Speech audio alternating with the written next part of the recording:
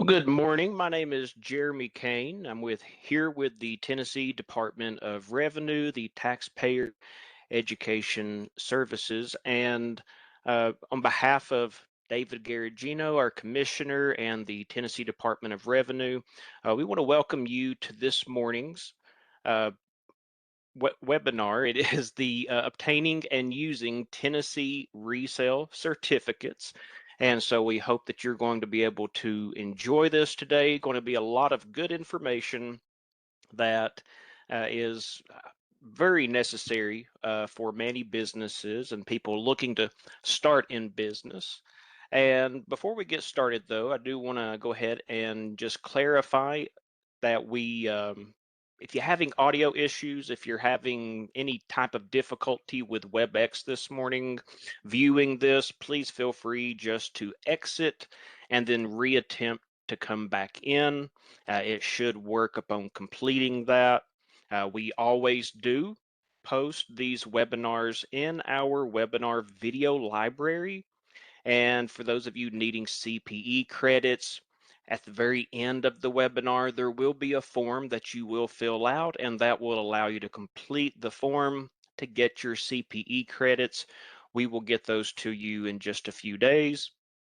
And as you can see, we also have got our contact information at the bottom for any questions that you may have during the broadcast or after the broadcast. We're going to open questions up at the end of the broadcast after we get done with the slides. But the contact information is going to be revenue.support@tn.gov. You can email. Our general tax line is 615-253-0600, and our registration line is going to be 615-253-0601. And today, helping us with the webinar, I do have Billy Trout with Taxpayer Education. He's going to be assisting us today, helping just put in any type of additional information, answering questions anywhere where his expertise is going to be helpful. We have Thomas Meisenzahl. He is from the audit division, and we appreciate Thomas joining with us today. He is what I would call a subject matter expert on just about anything sales tax. And so we appreciate both of them being here. And then we have Dan Vinson. He's going to be helping today, moderating the chat, answering questions, keeping everything running fluid in the background. And so we Hello, my appreciate dear friends. we appreciate Dan being here. He is the assistant director for the Tennessee Department of Revenue. And I'm going to go ahead and get into the presentation. So this is the obtaining and using Tennessee resale certificates. You'll see here on this page, you do have the QR code. If you scan this code with your phone or computer, it will take you to the tax webinar video library. We've got pages upon pages of a very in-depth library, PDF documents that you can obtain, download, used to reference going years back. And so this will always be helpful for any questions you may have today that isn't addressed, that's a little off topic. This is a good place to go to see if we've covered a webinar that would cover that. We go. So, all right. So on the overview page, so we're going to be working today on these specific topics. So what is the Tennessee Certificate of Resale? How to register and obtain your certificate? Where to find your certificate in TNTAP? Keeping your certificate current? Common compliance issues? And helpful resources. We know that this is going to be helpful for many people who are needing documentation, questions about appropriate use. The compliance issues is going to be probably a very important part of it that you'll want to focus in on, as a lot of people, sometimes it's more of a gray area. They're just not fully sure what they can and cannot use it for. And so we want to help drill down and get into some specifics on that. So beginning on our first page here, we have got a picture here you'll see. It's an example image of a certificate of resale. And this is what everybody who is needing one or has one, it should look something like this. Now it's a two-page document that we mail to you or we make available to you. The first page is just going to be basically a statement from our commissioner, and he's just explaining the context of what this certificate of resale is. But the second page, the one that you're seeing the example of right here, this is where everything that the vendor is needing, everything that you, when you're obtaining it, you want to make sure that all this information is looking correctly. You want to read over those instructions within it. And so, with what is the Tennessee Certificate of Resale? What's the purpose of the certificate and why businesses use it? Well, we've got a very simple phrase here. It is that sales for resale are not retail sales and are not subject to Tennessee sales tax. And so that is the defining point that we want to kind of stand up on within this. We got some bullet points that'll help emphasize this truth. So the resale means that a subsequent bona fide sale as such, where the item is resold unchanged or becomes part of a product you fabricate and sell. So like a good example of this would be if you are looking to just, standard kind of more of your standard retail business. You're just going to purchase an item, maybe clothing, material like that, and you're reselling it unchanged. You're reselling it without any difference taking place in the product from the time that you grab hold of it until you are putting it on the shelf to resell it to someone else.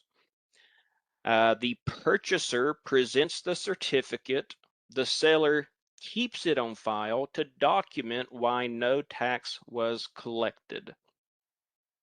So when you're providing this certificate of resale to the vendor, uh, they're always going to want to verify these. They're going to want to make sure that all the information lines up correctly on this. They don't want anything, because they're going to be the ones who would have to answer for this. They're going to be the ones who, if they have this on file or if they did not collect it, they're going to be the ones who are going to have to possibly endure an audit and this be looked upon.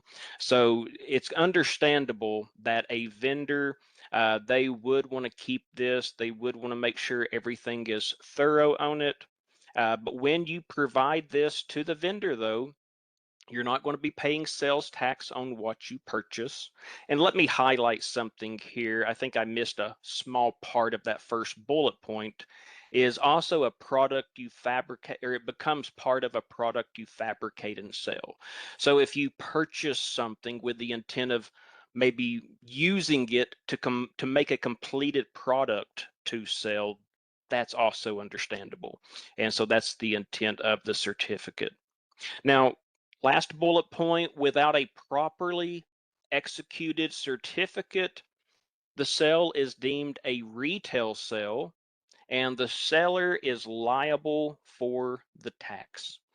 And we get all this information from the Tennessee Code annotated 67.6 subchapter 102, as well as we have the reference here for our Tennessee Rules and Regulations, 1320, Chapter 5, Section 1, subsection 62 and 68.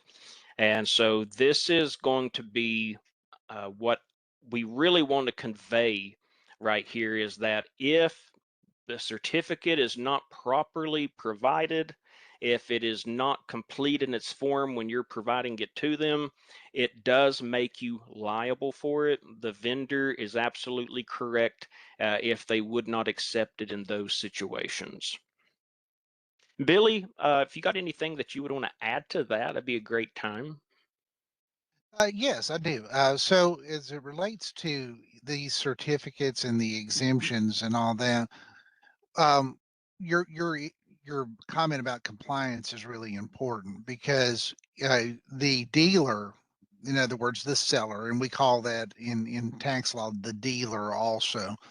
The dealer is ultimately responsible for either collecting the tax from individuals that are their customers, but they're also the remitting agent. So in other words, if the Yes. tax is not properly remitted or exempted, the Department of Revenue must go to the dealer to make sure that the tax is either paid or properly exempted. Okay. Mhm. So whether you collect this properly from the customer or not, it's still the responsibility of you as a business owner to make sure that this is done right, because if it's not, then we're going to come to you and ask you to make it right.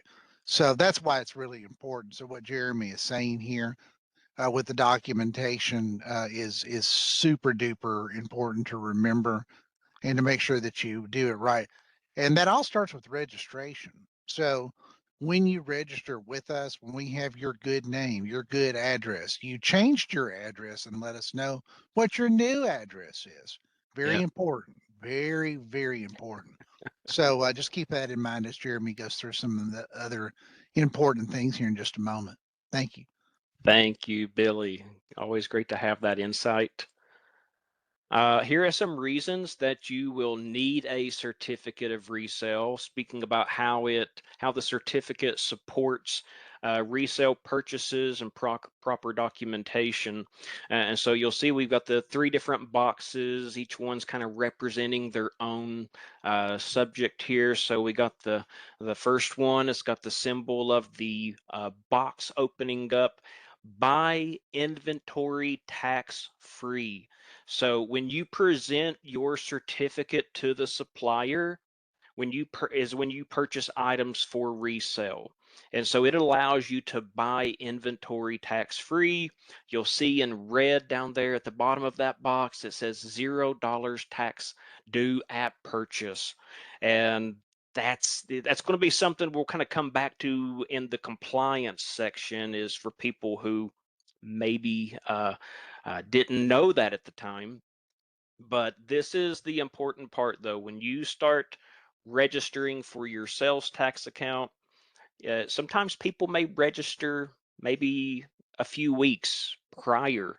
They might even register a month prior to when the business officially opens, just because they're needing time to utilize that resale certificate to stock up on merchandise, or if they are purchasing something that they are going to be, mixing with something else for a finished product.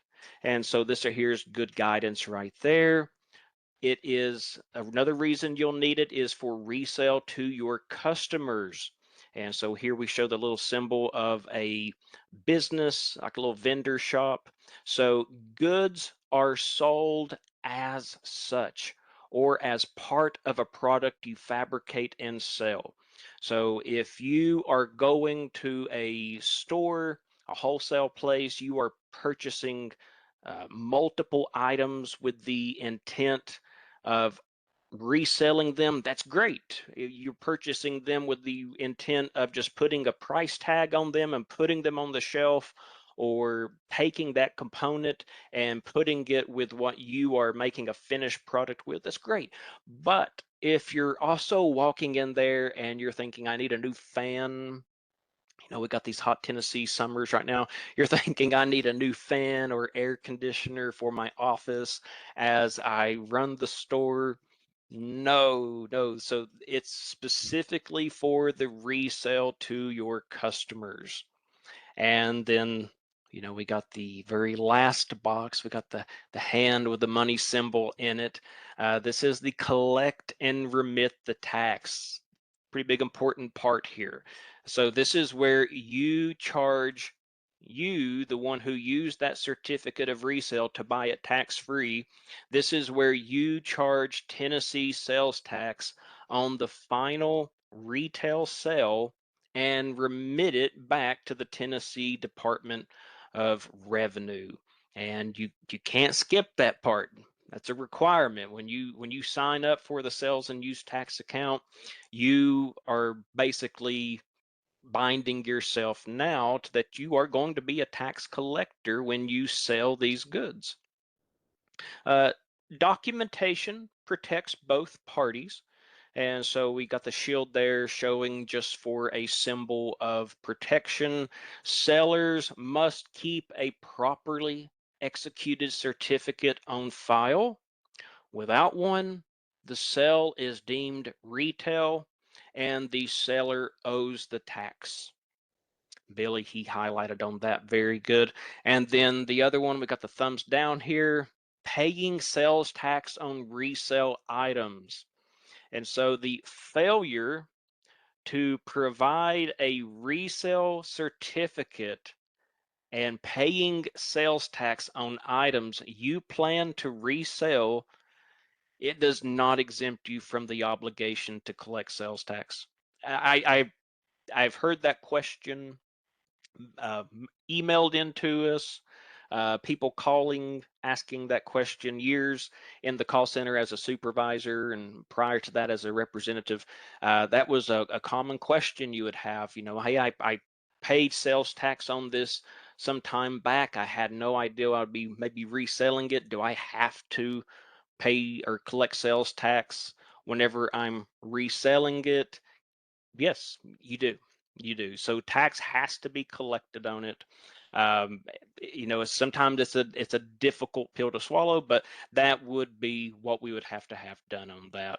And I'm sure between Billy and Thomas and a variety of others who have engaged with taxpayers and businesses through the years, probably been something that they've seen their fair share of. And guys, if you have anything on this slide you would want to weigh in on before I go into the next one, feel free to jump in.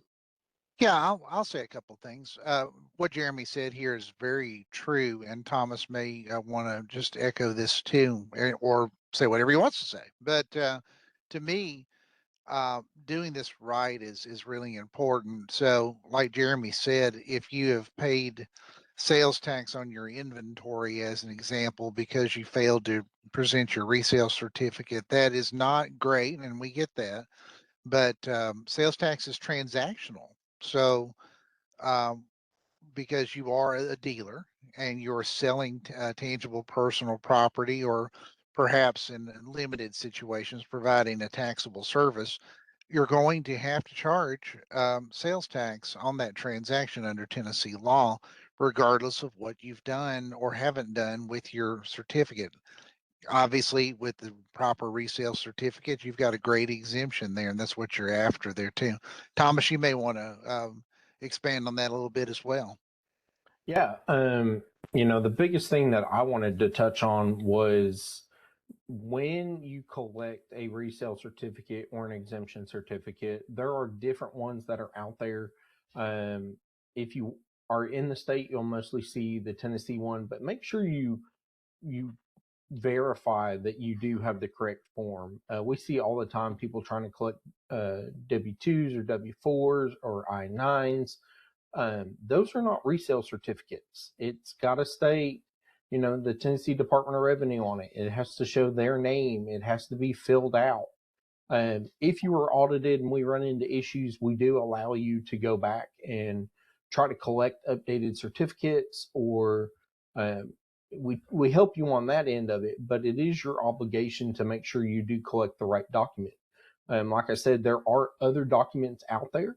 There's the multi-state one that we have out there. There's streamlined certificates that are out there. But the biggest thing is making sure that if you are collecting it, that you collect the correct form. Because if you don't, then like Billy said earlier, you are going to be held liable for it. That's the biggest thing that I wanted to point out. We'll talk about some other things later on with exemption certificates, but that's it for right now. Excellent information from both of you. Thank you for Hey, that. hey, Jeremy, one more quick thing. In the middle part of your slide there, it talks about reselling to the customers. Yeah.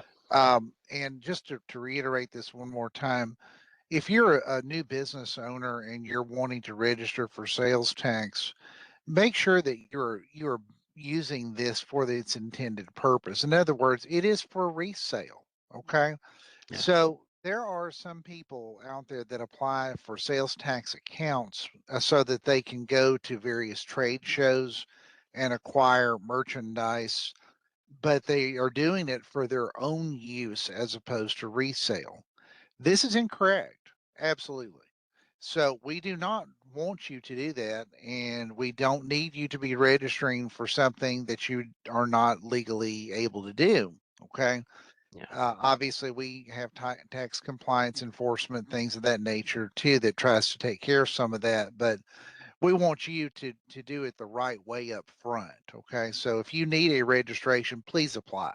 If you don't need it, don't apply. Okay, even if it's just for some personal reason, that's not a valid reason to get a sales tax account. Okay, that's very important. Thank you.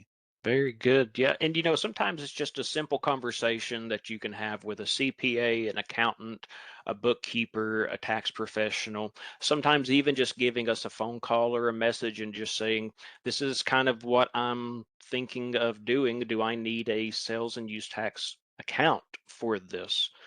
Because if you register that account, but then you're actually not having a need of it, you're opening yourself up to having to file monthly sales and use tax returns. Possibly, if you're not aware of that, you're going to then be subject to penalty and interest if you forget to file those, closing it out. So, we always just want to emphasize, flesh it out, make sure that this is what it is that you need. We can help determine that with our material and our guidance. And there's plenty of people out there who are paid in the tax realm just to help out with those questions. So some research will take you far. So this will be a pretty big question here. I know I've seen in the, and I really do appreciate everybody that when you're registering for the webinar, you submit your questions. I look over those questions, a lot of great questions. It helps us and how what we focus on within this and prepared to answer. A lot of people talked about how, the registration aspect of it is a question that they have. They're looking to do the registration during the webinar. We're not going to be doing like a live registration where you're going to watch me click through it. We just don't have the time constraints for that, unfortunately. But it is not a difficult process. We've kind of laid it out here, 3 steps. Have a section here we want you to kind of be aware of in case you run into an issue. So, how to register and obtain your certificate. These are the basic steps for getting set up before making resale purchases. Number one is register through the TinTap website. And so if you go to the Tennessee Taxpayer Access Point, which is going to be tintap.tn.gov/e-services, and you select register a new business, this will allow you to apply for a sales and use tax account. And you're going to have to go through register your business. It's going to ask you questions like what's your FEIN, your social security number, your ITIN. So you're going to be inputting that information, the type of entity that you are. Don't forget to register, as Billy just said here, don't forget to register ahead of time so you can get your inventory stocked up. And the second thing here is then you want to make sure that when you are registering your business, that you register every location. Some of you are running a one location business, whether it's a brick and mortar or out of your home, like an online boutique, whatever it is that you've got. But other people, they're going to be running, something in one county, something in another county, maybe multiple locations, even within the same city. when you kind of get into restaurants and some businesses like that. So you want to make sure that if you are needing a certificate of resale, that one certificate, for example, on 10th Street that you've got your business registered for, that, and you've got other locations registered, that certificate that you have registered specifically for the location down on like a 10th Street, it will not cover all of your locations. Each location, you will need to make sure that it is registered for its own sales and use tax account, or registered for sales and use tax to collect it. And you will be issued a certificate of resale for each one of those locations. And that's important. So you don't want to just take the one and try to make it the dominant one that you take for every location. It can cause you some major tax compliance issues later on. And so when a business with more than one location, you must hold a certificate of registration for each business location if you're in the business of retail, where a sales and use tax account is expected. Billy put another great point here. When you change locations, you can close the location on TinTap and register for another location. This is very important so that local government receive the proper share of the sales tax revenue. Excellent point. And so when you're collecting that sales tax, it's all funding back to the state, to the local jurisdiction that you're in. And so if you've got multiple locations spread out, different counties, this is a huge impact to your local jurisdiction. So we want to make sure that every jurisdiction is getting back the correct sales tax that belongs to them. And the third bullet point here we have is your certificate is issued automatically. So there's not a button that you have to wait on us to press before we decide to issue that certificate of resale. When you go through your process of registration, oftentimes the letters will have to process overnight that generate for the business.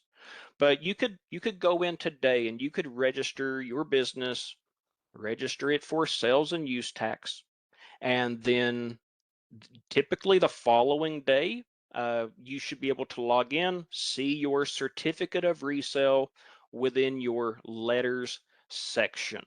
You would have to have access gained to the accounts, of course, but you, within your TinTap, if you've created your login, you should be able to access this information. Uh, if you're having trouble locating it, you can even contact us. We can make sure we make that available to you. But the retailers, you're automatically issued a Tennessee sales and use tax certificate of resale when they register. Now, I've got a notice box over here, and the notice box is some common issues that we see sometimes. Some of you may have even been in this section at one point. So if your business already has the following, these steps 1, 2, 3 that I just listed, they may not work, but we got a way for you. So if you already have a tax account registered with the Tennessee Department of Revenue, then you cannot register your business like it's a brand new business. Your business already exists in our system. Some of you may find that when you go to the TinTap website and you click on registrations, register a new business, you put your EIN, all of a sudden you get a message saying this information already exists. This is what I'm referring to. And so you may have another tax account registered. If you went to your clerk and you've obtained a business tax license, if you have registered for the franchise excise tax account, and then there's a variety of other tax accounts that you may have registered for. This could be a perfect example of why you're not able to go through a new business registration. Another example is if you have already created a 10-tap logon. When you create the 10-tap logon, it does require the EIN, social security number, ITIN. It would require you to enter this information, and therefore at that point you become an existing entity within our system. Even if you have no sales tax, business tax, any tax accounts registered, we do have like a profile for that. So this is a common issue. If you get that message, now you kind of know what's going on. And here's the way that we would advise. So if it's saying one of those, what you're going to do instead is you're going to log into your existing 10-tap account. If you haven't registered a 10-tap account, it's a good time to go ahead and complete those steps. It takes about 5 minutes. Very easy. And you would register your 10-tap or log into it. And when you get logged into it, we just got some menu items across the top of the page. You're going to click on the More menu option, and there you'll see the chance to register new account. You can add a new tax type. If you've already got a location registered, maybe you went to the clerks and you registered business tax for your business down on 10th Street, then all of a sudden, all you need to do is just add a sales and use tax account to that location. But if you don't have a location registered yet, or you need to register a new location, you would select Register New Location, and it will allow you to expand any taxes that you need for that location. And we'll get to questions toward the end of it if anybody needs clarification on that. And a good phone number that you can reach out to with these types of questions, it would be our general call center at 615-253-0600. They'll be excellent at helping answer these types of questions. Moving on, here we have where to find your certificate in 10-tap. So we're going to be talking about finding, viewing, printing your certificate through 10-tap. So as we said, when you log into 10-tap, you're going to go to the tntap.tn.gov/e-services. You're going to sign into your account, complete your password and two-step verification, and you're going to see the More menu tab at the top of the page. And you'll kind of see each one of these boxes are indicating that symbol for what you got to do. So you'll be clicking on the More tab, and you're going to see a grid on the page.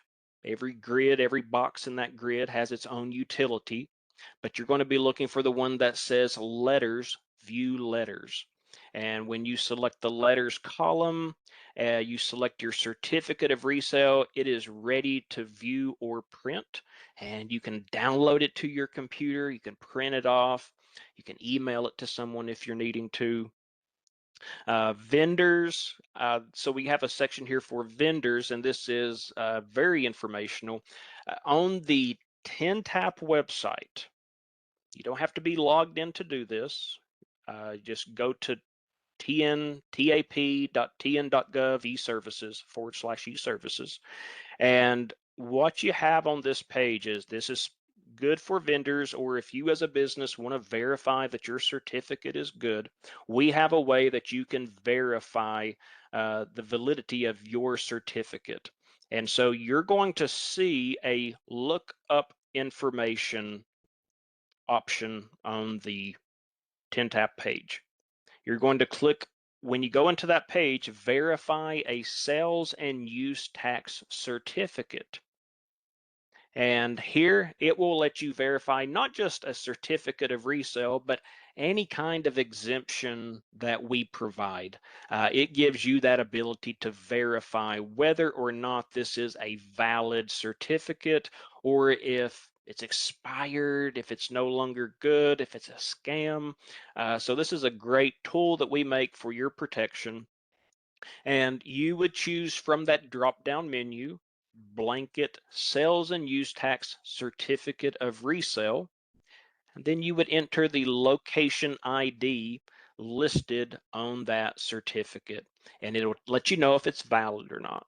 So great tool there. It saves you a lot of questions that you may have about accepting one.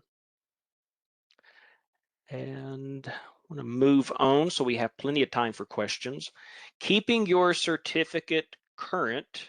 This is steps we want to make sure your certificate matches your business information. Billy, he's highlighted on a few of these situations already.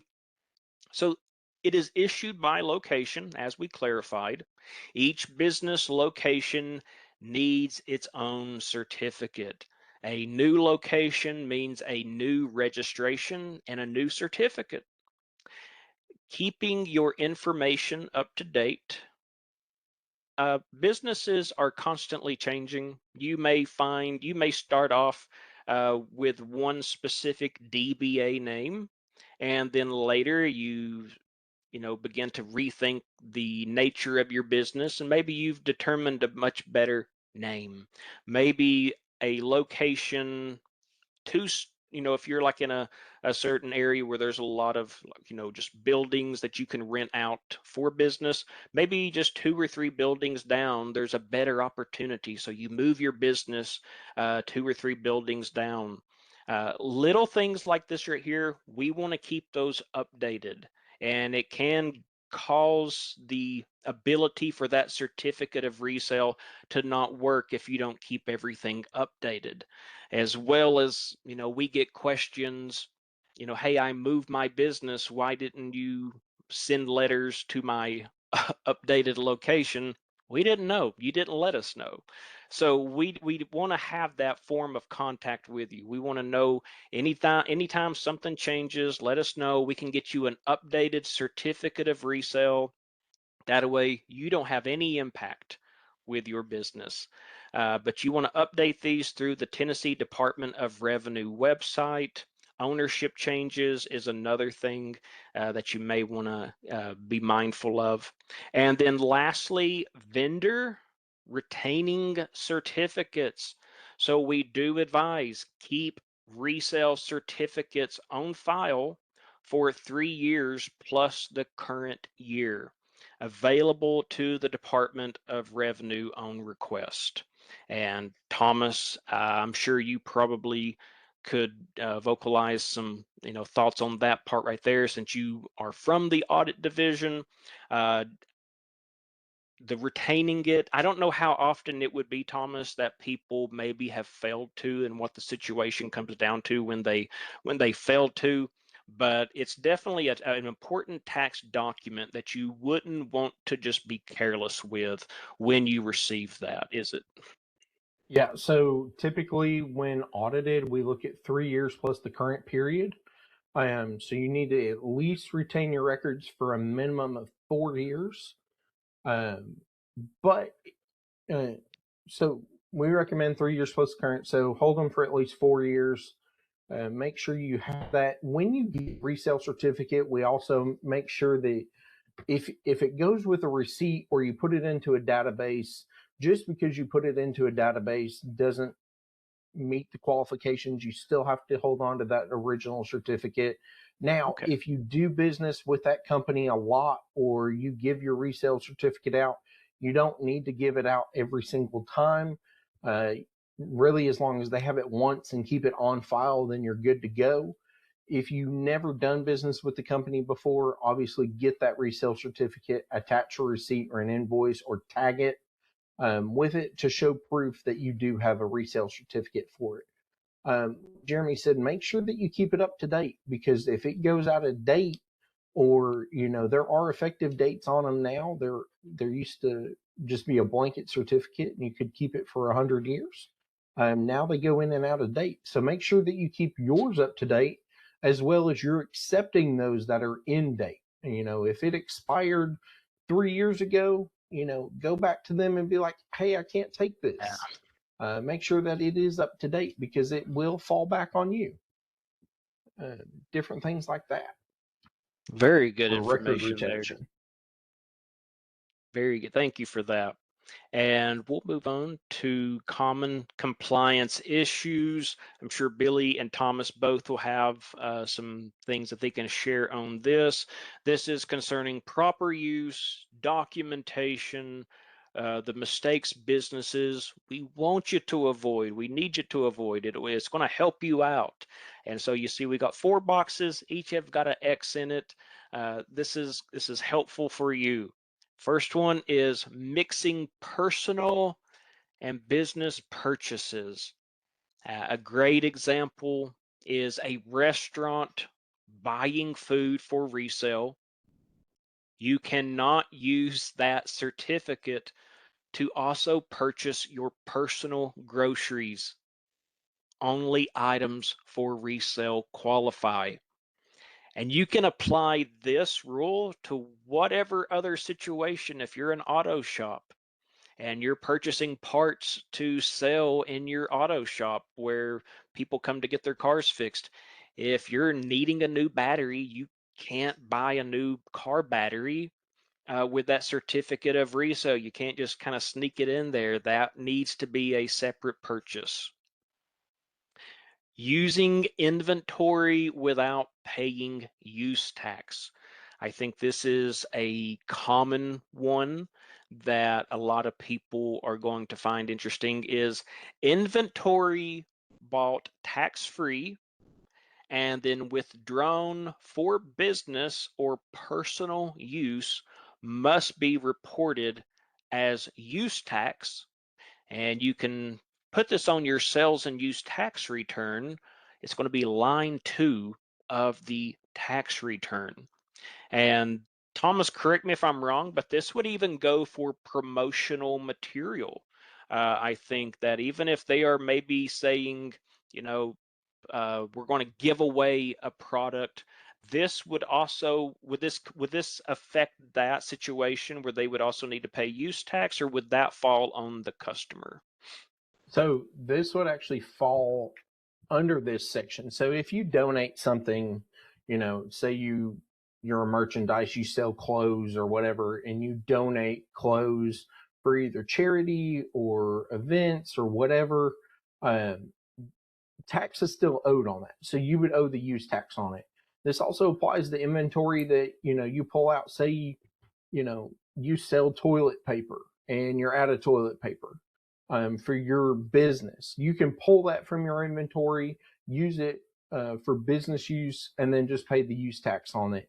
The biggest thing, like Jeremy's already said, we want to stay away from is mixing personal and business purchases.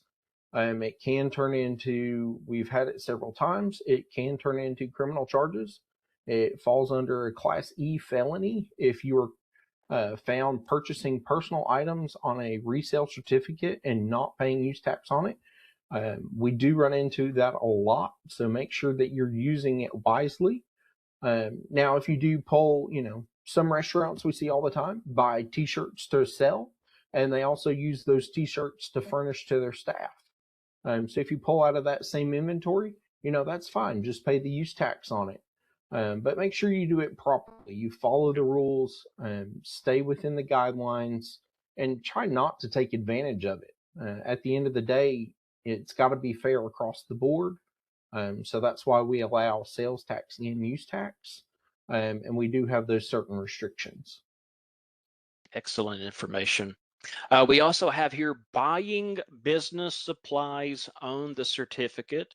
Got a great example here Thomas helped with of hotels. So hotels may buy complimentary breakfast items for resale, but the bedding, the beds, the supplies the hotel itself uses, they're sales taxable. So you're not going to have a hotel and then purchase a bed on a certificate of resale. That is going to be tax paid on.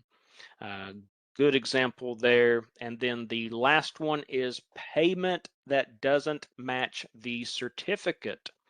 So the payment method must match the name on the resale certificate. This could cause the ability for the purchase to not go through. And before we go to the next slide, I just like to stay here for a minute. If Billy or Thomas, if you have anything with any of these are here or other common compliance issues that you would emphasize on, that would be beneficial, that would be great. So, like we've already said, make sure that the payment matches. That also helps verify that we're not mixing purchases. When you do that, when you buy certain supplies, the big question you want to ask yourself is, who is the end user? If your company is the end user, then you owe the tax and you shouldn't be buying it on a resale certificate. If you turn around and resell it, then then you can buy it on a resale certificate.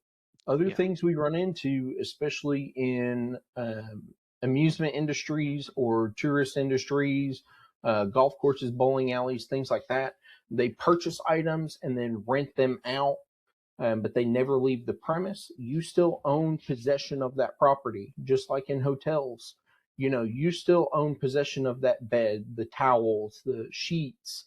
That doesn't leave with the guest. So you Yeah. still owe tax on that from the beginning. So make sure you ask those questions to yourself. Who is the end user of that product? That would probably be the biggest thing to think about when you're using it. Other than that, that's about what I have. That's great. That's great. This is why we enjoy having the subject matter experts. They break it down in so good ways, such good ways. Thank you for that, Thomas. Let's see. Let me go back to one slide. Now, some people will have questions when it comes to filling out the certificate. The certificate is very easy with filling out. You're going to see that underneath the word example, it's going to be asking the seller's name, seller's address, city and state, who it is that it's being purchased from. You're going to see I blank am an authorized representative. This is where your information would be going in on the certificate. And then you're going to have a section right here toward the bottom of the certificate. And you can download these materials and kind of zoom in on it and get an idea of what I'm relaying to you. But there is where you're going to fill out, what is the intent of the purchase based on those three options. And then the very bottom of the certificate is you're going to be printing your name of the authorized representative, the signature, and then your date that you signed it and used it. So wanted to make sure we clarify that. And with that being completed, we do want to point, before we go into questions, some resources available on our website. Now, within the document, the PDF attachment, this is all clickable links. So you can just go here and click on it. We have our sales and use tax manual, lots of information about reselling in it. Our business tax manual is just going to help you understand, your business, what services are, sales taxable, a lot of necessary information. Our state sales and use tax rules chapters for rules and regulations, the business tax rules and regulations, and then of course our Tennessee Code annotated 67.6 subchapter 102. And so these are the resources we want to make sure that you have just to use on this. Dan, he has put in a great handy article on the subject of resale certificates that you can also navigate to. That's going to be in your chat. And we will now move to questions. We have several minutes open where we can get through some questions. And so let me make sure that the chat is available for our attendees.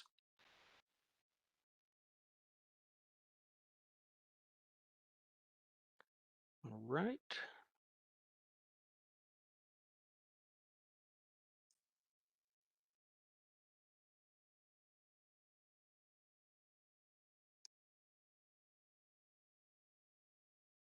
Is it allowing the questions to come into the chat? Let me see.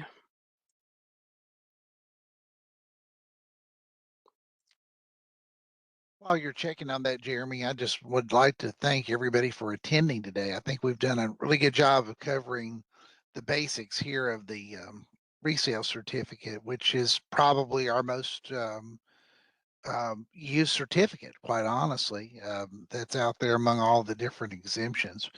Um, registration, like we mentioned early on, is super important. Um, Making changes to the registration, and then documentation. It just basically making sure that I's are dotted and T's are crossed. Jeremy, I'm seeing questions pop in now, Okay, and we have several questions out there that perfect. we can choose from there. So I'll let you take over at this point. Yeah, very good. We got them flying in here. Great job. All right, so we have Phyllis. She says, please explain the $1,600 sales tax per item, state and local, and how does that affect construction? Are the line items draw subject to this tax each time? Uh, Billy, are you familiar with the 1,600 sales tax? Is this here referring to the single article? Yeah, and we're with all due respect, we're not here to talk about that right now. So Okay. we would ask you to Phyllis to go ahead and send us an email about that, or give us a Yes. phone call, and we'd be glad to help you with it. But the Very glad, focus today Phyllis. is on resale certificates. Very glad to help you with that, Phyllis. Just contact us. Let's see here. We have some streams. So, Thomas, this may be something that you could help with, where some customers may choose to provide the streamlined certificate to or the uniform multi-jurisdiction certificate with their Tennessee sales tax account. Is there a way to verify the resale by sales tax account ID? Does that So that's an exemption certificate, which is different than a resale certificate, but you should be able to, Billy, correct me if I'm wrong, go back to that website that we have on our website to just verify their account. Verifying. You should be able to go on Yes, and if do if that. it's a Tennessee registered certificate, it'll show up in there too. But the law does provide that the streamlined sales tax exemption certificates can be accepted. And then on that certificate, it will have the corresponding state where the certificate was issued and their account number. And that is what you want to document when you have those. Very good. We have Francesca. She has asked the question concerning kind of the language of the certificate of resale, where it's speaking about the product bought is sold without being changed. Can this apply to a business buying cars at an auction that may need repairs before reselling? If the purchase of the car doesn't qualify, do the parts used to repair qualify? No, so that cars are a funny game. They have their own rules and regulations that they adhere to.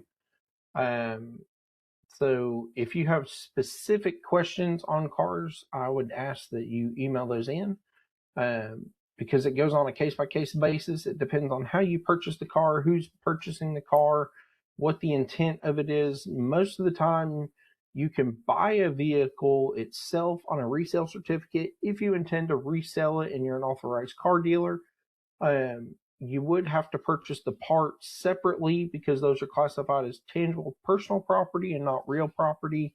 So you'd have to still pay tax on those because then you are adding it to the car to then turn around and resell the car. Um, like I said, there's a lot of different things when you get into manufactured parts versus third party parts. Um, we do have an industry specific guide out there for automobiles Yes. that I would recommend that you go look at. That Yes. would probably be your most helpful tip.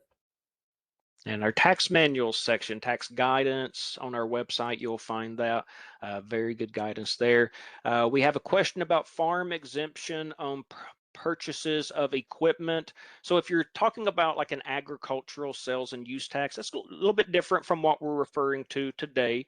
But if memory serves correct, uh, that right there, you would use that agricultural exemption to purchase things for the conduction of your business on the farm. Absolutely. and not be charged tax on it. We have another question. How do I update our address on the resale certificate? Great question.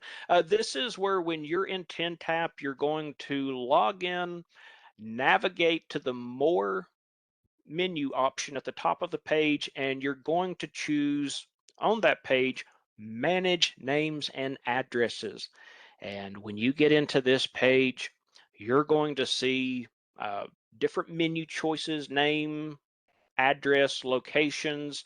You can update the legal name if it needs to be updated. You can update the mailing address, but you can also click on locations, and you can look to see if it will allow you to update your location.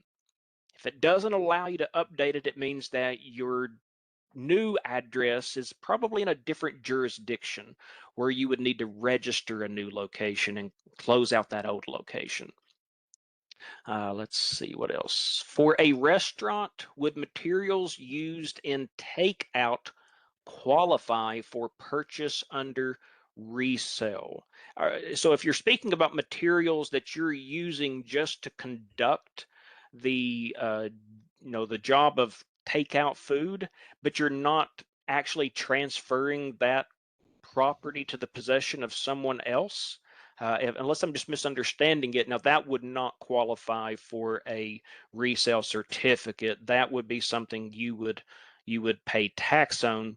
But if it's, maybe bagging that you're putting the food within, and then you're handing it to the customer where they're taking possession of all of it, that does sound like something where the certificate of resale would cover those situations.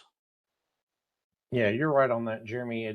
It depends on what the product is. Typically, if it's napkins, throwaway cups, throwaway silverware, we allow it. Okay. But if it's things that stay with the restaurant, then we typically don't allow it. But there is, yet again, another guide out there for you on industry specific for Yes. restaurants.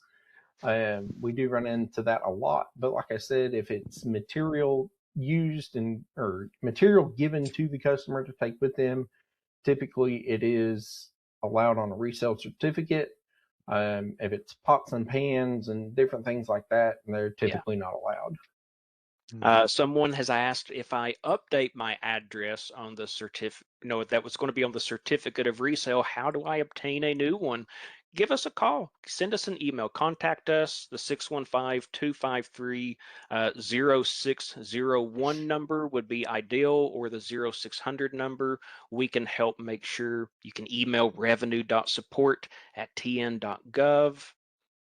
And Uh, typically we'll mail out new certificates when we get those as well.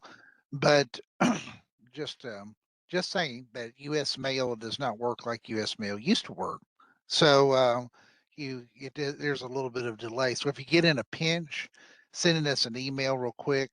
If it's already been generated by the system, we can attach that as a PDF to your email, pop that right out to you, be done. Or tell you how to link to it on TinTap, one or the other. We'll get you taken care of. Absolutely. Someone asked about the effective date on the certificate. How do we find out what the expiration date is? Surprise, it doesn't expire. That's right. However, we can issue new ones. Sometimes a vendor, I've seen it requested. We don't mind. We can issue a new one. Maybe it's damaged, or, uh, you know, we can issue a new one, but they do not expire.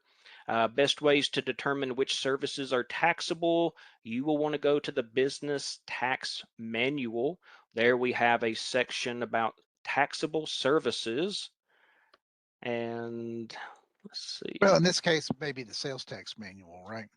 a As sales opposed to the tax. business tax manual.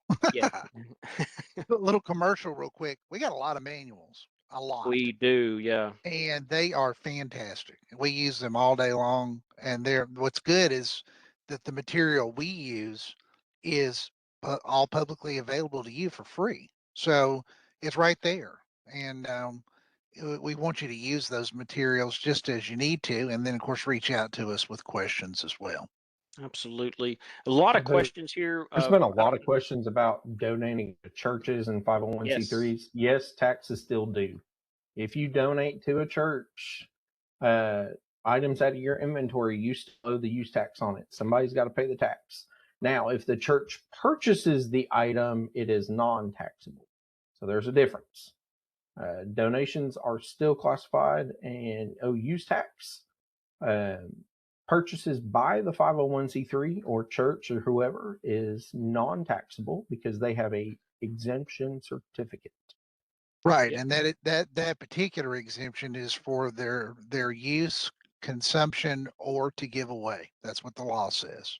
So that applies not only to churches, but to other 501c3s and other tax exempt entities in Tennessee that have made their application to us. And do remember, if you are working with real property, construction, contract work, residential remodeler, things like this, uh, we have we have a tax manual. Once again, it is industry specific for contractors. We have tried to make all this as easy to follow as you can, but there is going to be one where it will show you that tax would be due as you are the end consumer. But we're going to move on, and sorry we don't have time to get through all of the questions, but that is going to be all that we can go through today. Email us, contact us. Here is our contact information. So we have Facebook available. It's at TN Department of Revenue, Twitter, TN Department of Revenue. You're going to see our email of revenue support at tn.gov. Once again, you can call for help by general tax line 615-253-0600 and the registration line at 615-253-0601. We are available Monday through Friday, 8 a.m. to 4:30 p.m. Central Standard Time, excluding holidays. And up next, we have got on July 30th, the 2026 legislative updates coming up. And then in August 25th, navigating the website and finding the information you need. And good news, we have a new business workshop coming up July 8th. We'll touch on resale certificates a little bit again in this one. So this will be a time we can get some more of these questions in. And we have our taxpayer education outreach right here. We do thank you for staying with us today, attending. We hope this was beneficial to you. Please take a moment to complete a brief survey upon exiting, and remember to receive your CPE credit for attending. You must answer yes to question 4 of the post-event survey and provide your name as it should be listed on the certificate. And so once again, for Dan, Thomas, Billy, myself, Jeremy Kane, our Commissioner David Garagino, all of us at Taxpayer Education and the Department of Revenue, we appreciate you joining us today. We hope you have a great rest of your Tuesday. Bye-bye.